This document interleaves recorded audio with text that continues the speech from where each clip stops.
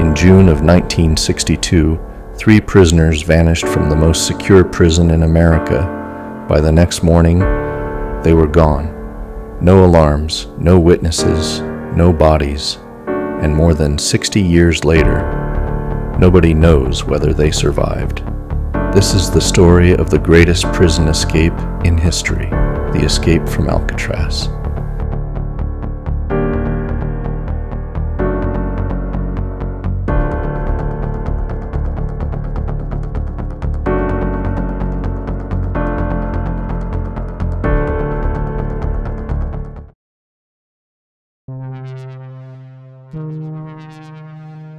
Alcatraz sat alone in the middle of San Francisco Bay. From a distance, it looked like a fortress rising from the water, cold, isolated, unforgiving. For decades, people believed it was impossible to escape.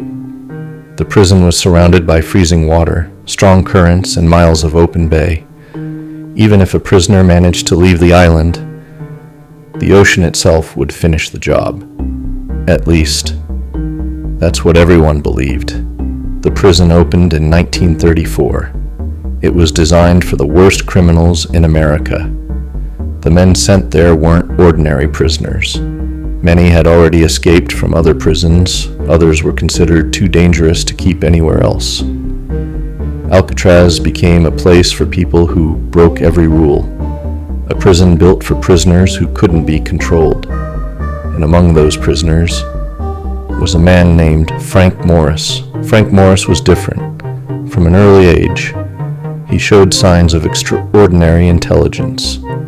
His IQ was reportedly above average, yet his life moved in a very different direction. He spent much of his youth in correctional institutions. By adulthood, he had already built a reputation as an escape artist.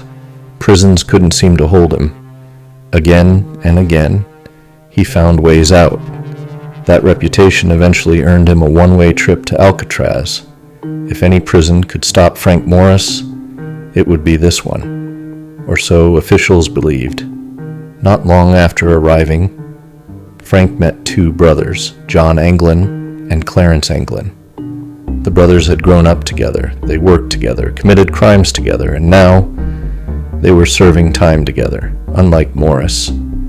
The Anglin brothers weren't known for being masterminds, but they were determined, patient, and willing to take risks together. The 3 men formed an unlikely partnership, one that would eventually make history. Every day inside Alcatraz followed the same routine. Wake up, eat, work, return to the cell, repeat. Days became weeks, weeks became months, months became years. The prison was designed to destroy hope, to make escape seem impossible. But for Frank Morris, the idea never disappeared. Instead, he started looking for weaknesses, and eventually, he found one.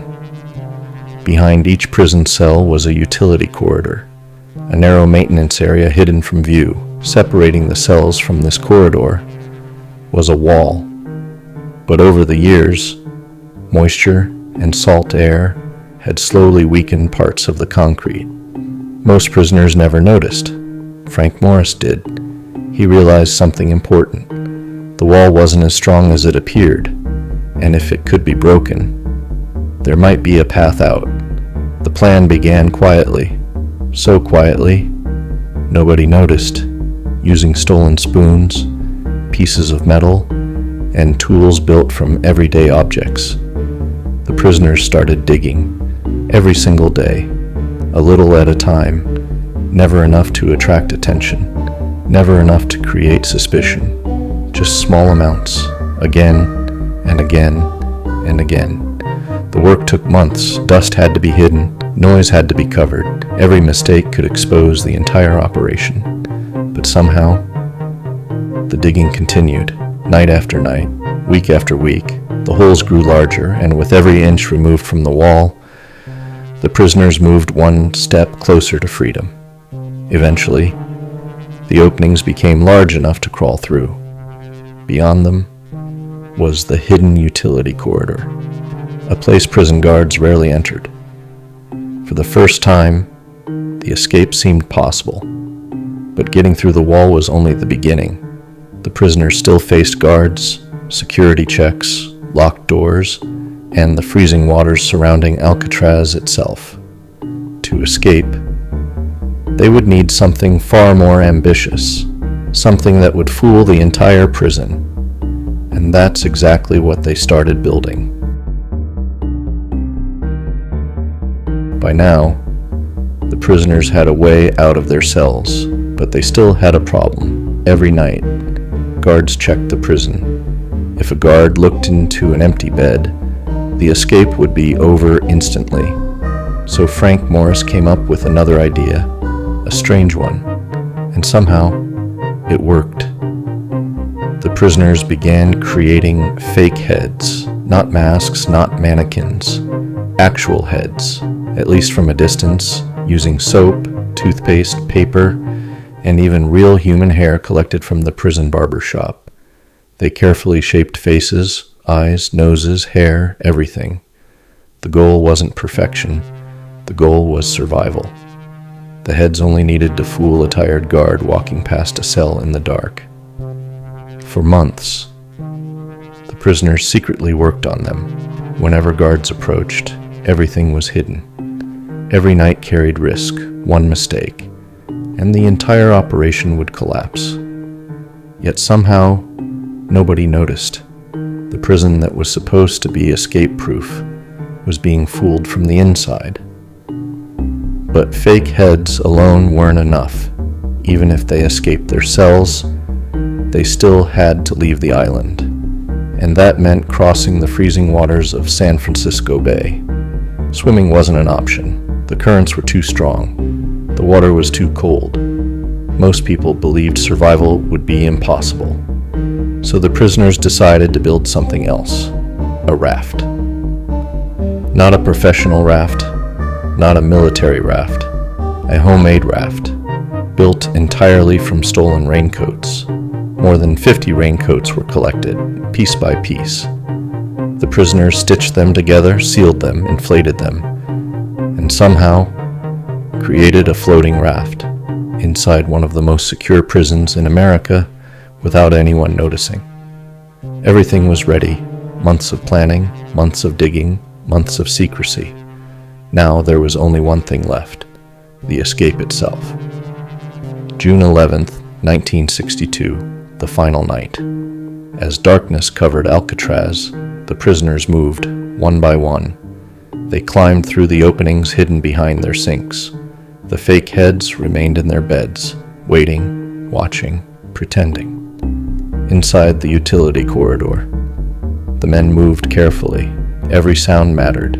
Every step mattered. A single mistake could trigger alarms, but the prison remained silent.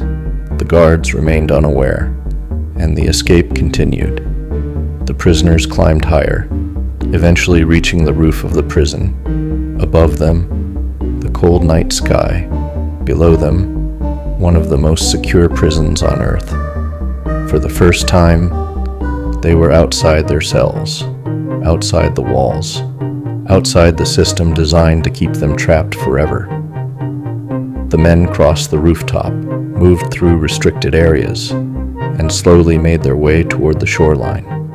Nobody saw them. Nobody stopped them. The impossible was happening. Alcatraz was being breached. At the edge of the island, they prepared the raft. The waters around them were dark, cold, and dangerous. Most experts believed nobody could survive the crossing, yet turning back was no longer possible. There was only one direction left, forward. The raft entered the water. The men climbed aboard, and then they disappeared into the darkness. No witnesses, no photographs, no final goodbye, just 3 prisoners vanishing into the night. Hours later, Alcatraz continued operating normally. Guards walked the halls, prisoners followed routine. Everything appeared normal, at least for a little while, because the next morning, the prison would discover something that shocked the entire country. The beds were occupied, but the prisoners weren't. Only the fake heads remained, staring back at the guards, and by then, it was already too late. The morning of June 12, 1962, a prison guard approached one of the cells. Everything looked normal. The prisoner appeared to be asleep, until the guard looked closer. The head on the pillow wasn't real. It was a decoy made from soap, paper, and human hair. The prisoner was gone, and moments later, Alcatraz erupted into chaos. Guards searched every corner of the prison. The FBI joined the investigation.